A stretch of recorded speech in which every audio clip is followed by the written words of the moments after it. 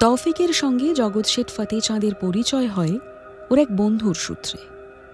তেহজিব মিয়ার মক্তবে আলীর সঙ্গে সবচেয়ে ভালো বন্ধুত্ব হয়েছে তৌফিকের। প্রায়শই ওরা শহরের বিভিন্ন জায়গায় একসাথে ঘুরে বেড়ায়, রাজনীতি নিয়ে আলোচনা করে। আলী খেয়াল করেছিল সরফরাজ খানের এরকম অকর্মণ্যতা নিয়ে তৌফিক বেশ ক্ষিপ্ত।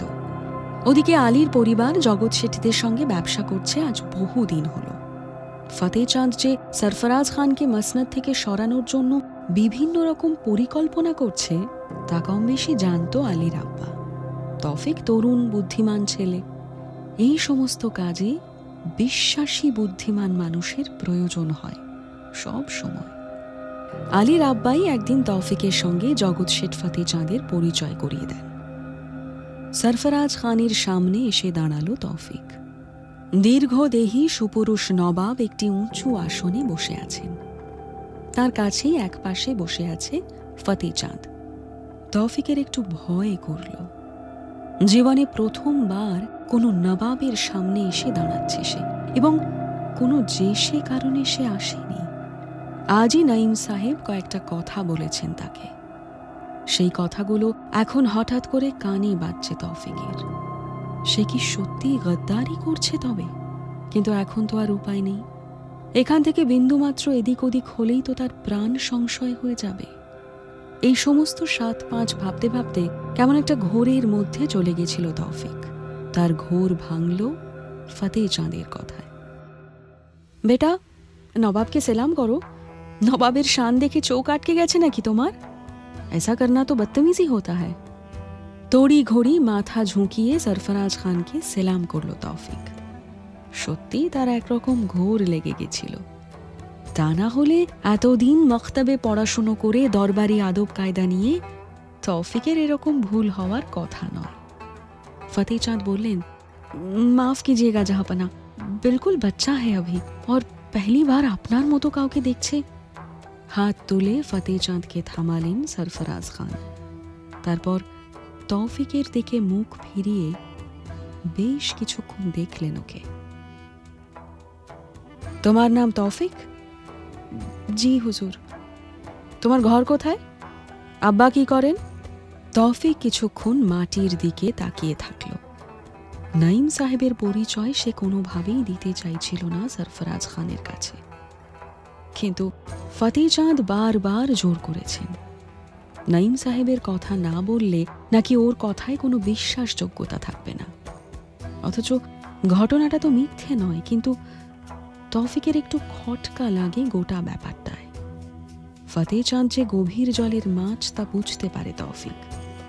তিনি বলেছেন এতে আখেরে নাকি লাভই হবে। সরফরাজ খান তৌফিককে এতক্ষণ চুপ করে থাকতে দেখে বিরক্ত হন।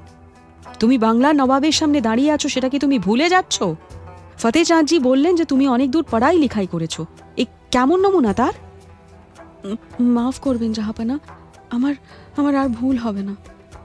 আমার আব্বা নেই জানা। জন্মে থেকে আমি আমার খালার কাছেই মানুষ হয়েছি। কি নাম তোমার খালার? ওনার নাম হাজি নাইমুদ্দিন আছে জাহাপানা। নাইম সাহেব? উনি আগে ঢাকায় থাকতেন না? হ্যাঁ জাহাপানা, আমরা আগে ঢাকায় থাকতাম। মুর্শিদাবাদ এসেছি 10-11 সাল হয়ে গেল। এবার বলো তুমি কি জানো? আবার বেশ কিছুক্ষণ নিস্তব্ধতা। ফতেচাঁদ বলেছিলেন আলীবর্দী খানের ব্যাপারে নবাব কিছু জিজ্ঞেস করবেন, তখন তাকে সেদিনের কথাটা বলতে হবে। কিন্তু সরফরাজ খান তো তাকে আলাদা করে কিছুই জিজ্ঞেস করলেন না। এবার কি বলবে তৌফিক? কিছুক্ষণ পর ও সাহস করে জিজ্ঞেস করে ফেলল এই কথাটা। জাহাপানা, আপনি কি আলীবর্দী খানের ব্যাপারে জিজ্ঞেস করছেন? তোমায় ফতেচাঁদজি যে জন্য এখানে নিয়ে এসেছে সেই ব্যাপারেই জিজ্ঞেস করছি। যা জানো পুরোটা বলো, বিলকুল ডরো মত। জাহাপানা, আমি গলত ভি হতে পারি, লেকিন যা শুনেছি তাই বলছি। এতে কোনো ভুল নেই। আমাদের মক্তবে একদিন আলীবর্দী খান এসেছিলেন। তার বোধহয় কিছু কাম ছিল মৌলভী সাহেবের সাথে। কিছুক্ষণ পর তিনি আমাদের সঙ্গে বাতচিত করছিলেন। আচানক কি করে যেন হিন্দুস্তানের রাজনীতি নিয়ে একটা তর্ক বেঁধে গেল। সবাই যে যার কথা বলছিল। শেষে খান সাহেব খুব রেগে গিয়েছিলেন তিনি বলছিলেন তিনি নবাব হলে বাংলার হালত বদলে দেবেন। কথার একদম শেষে কিছু একটা তদবিরের কথা বলছিলেন। এই পর্যন্ত শুনে সরফরাজ বেশ উত্তেজিত হয়ে পড়েছিলেন। রীতিমতো চিৎকার করে তিনি জিজ্ঞেস করলেন, তদবির? কেসা তদবির? এখনো পর্যন্ত তৌফিক বড় ইতস্ততভাবে কথা বলছিল, কিন্তু এই মোক্ষম সময়ে সে অদ্ভুতভাবে একটা সহজ সরল উত্তর দিল। সে জানত না এইটুকু আগুন একটা জং লাগিয়ে দিতে পারে। হয়তো এটাই ফতেহ চাঁদের কামাল। তার স্থির বিশ্বাস রাজনীতি কথার খেলা, তলোয়ারবাজি গৌণ বিষয়। ঠিক করে কথা বলতে পারলে অনেক কিছু খুব সহজে হয়ে যায়। উত্তেজিত সরফরাজ খানকে খুব নম্রভাবে উত্তর দিল তৌফিক, জাহাপানা, নবাব হওয়ার তদবির। যদিও এই কথা বলার সঙ্গে সঙ্গেই তিনি,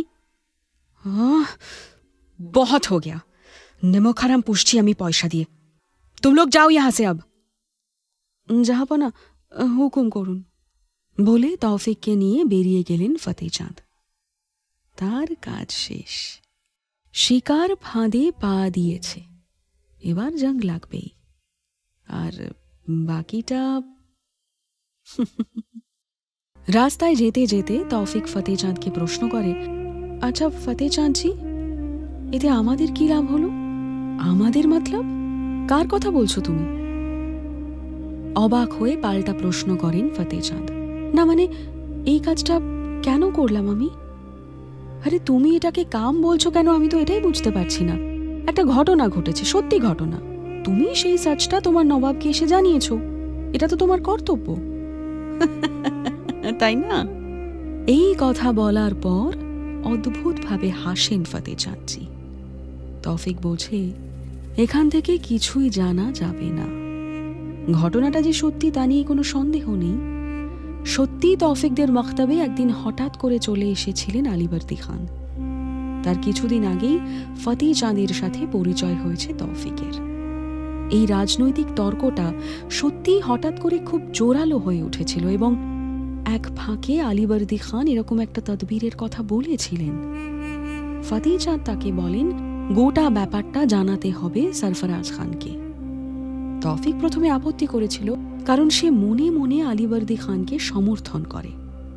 এই রকম একটা কাজ করলে তো বিশাল বড় নুকসান হয়ে যাবে, কিন্তু এত বড় মাপের আদমিকে তো না বলা যায় না। তারা যেটা চান সেটা বখুবই করিয়ে না। এরপর কিছুদিন চারপাশ খুব শান্ত রইল। এদিকে নাঈম সাহেবের শরীর ভেঙে পড়ছে রোজ। তৌফিকের খানিকটা চিন্তা হয়, আবার অনাথ হয়ে যাওয়ার একটা ভয় কাজ করে ওর মধ্যে। নবাবের দরবারের হালচাল নিয়ে আর খোঁজ খবর নেওয়া হয় না। আলীর সঙ্গেও দেখা হয়নি অনেক দিন। ও অনেক খবর এনে দিত তৌফিককে। অবশেষে একদিন সময় সুযোগ করে বেরিয়ে পড়ল তৌফিক। ঘরে আর মন টিকছে না। তাহজিব মিয়ার মক্তবে গিয়ে একবার ঢুঁ মারল, কাউকেই দেখা গেল না সেখানে। অবশেষে আলীর বাড়িতে গিয়ে কড়া নাড়ল তৌফিক। আলী চমকে উঠল তৌফিককে দেখে, তড়িঘড়ি ওকে ঘরের ভেতর ঢুকিয়ে নিল। তৌফিক গোটা ঘটনায় যার পর নাই অবাক।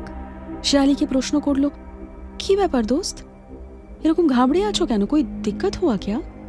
আলী উত্তেজিত হয়ে জবাব দিল, আরে বেবকুফ, এই সময় ঘর থেকে বেরিয়েছো, ফির পুছ রহে হো দিক্কত ক্যা হ্যায়? জান প্যারা হ্যায় কি নেই?